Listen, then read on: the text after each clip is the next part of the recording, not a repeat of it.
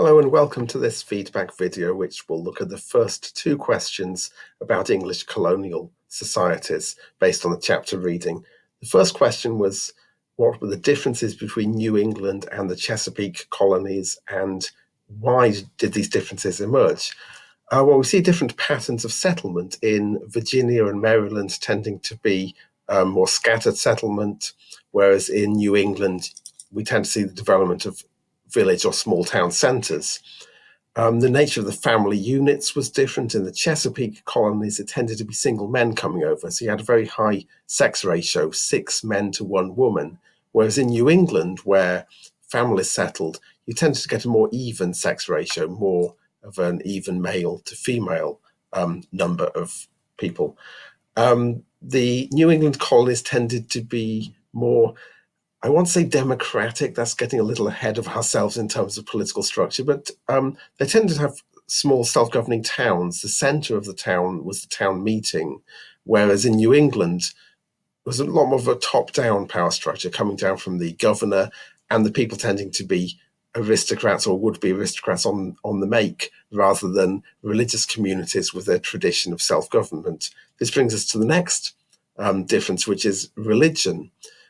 The New England colonies were set up by, we usually call them Puritans, although technically the term for the Plymouth settlers should be independents, people who wanted to be independent of the Church of England, whereas the Puritans wanted to reform it from within. These radical Protestants set up colonies in part to avoid religious persecution in England, whereas the colonies in the Chesapeake Bay were far more establishment in terms of their religion, or at least in the case of Virginia, tending to be Church of England members of the English elites. Maryland was founded by Catholics, so the diametric opposite of Puritans in terms of their religion. Like Puritans and independents, they wanted to escape persecution, but whereas the Puritans were radical Protestants, the Catholics were obviously by definition not Protestants at all.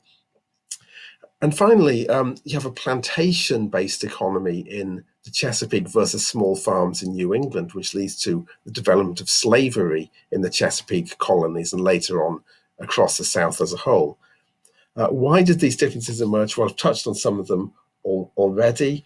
The type of people who crossed the Atlantic were different. The Puritans tended to come as pre-formed communities rather than single men going over to Virginia. The nature of the farming was also different. Small farms, excuse me, my glasses are coming loose. Small farms in New England versus big plantations in the South, which required slave labor. And this brings me to the second question: why did slavery emerge?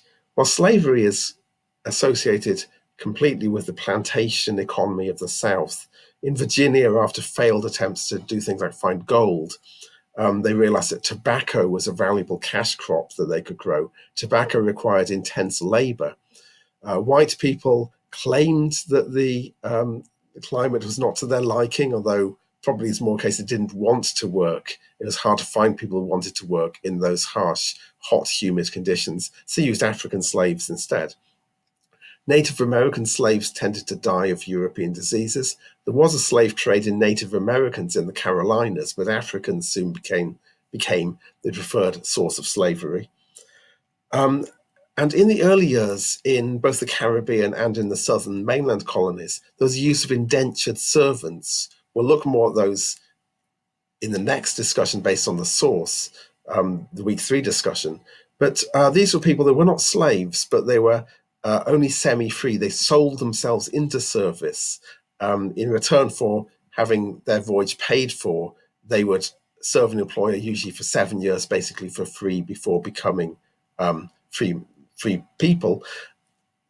They were gradually replaced by slaves who had the advantage for the owners that they didn't become free. You didn't lose control of them. You also had control of their children as well.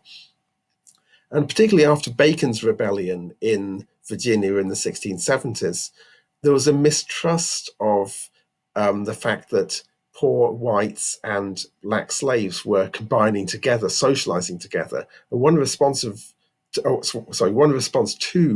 Bacon's rebellion was to create a sense of racial solidarity among the white population, to bring the poor whites who supported Bacon into the elite by encouraging racial identification with the white ruling classes rather than with black slaves. And for that reason, black slaves were preferred. They were seen as a group less likely to rebel, as the poor whites who supported Bacon had done.